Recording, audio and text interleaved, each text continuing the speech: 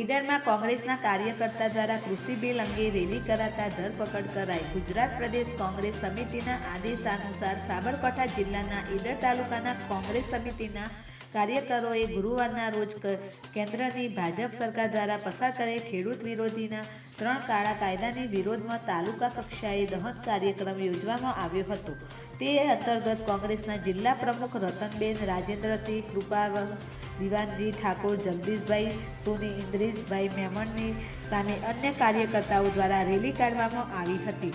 ત્યારે ઈડર પોલીસ દ્વારા એપોલો 3 રસ્તા સુધી આવેલ રેલીમાં આવેલ આગેવાનોની ધરપકડ કરીને પોલીસ સ્ટેશનમાં લઈ જવામાં આવ્યા હતા। ઈડર પોલીસ દ્વારા રેલી વધુ ઉગ્ર બને તે પહેલાં જ કોંગ્રેસના આગેવાનોની ધરપકડ કરીને રેલીને શાંત કરી દીધી હતી। Bureau report.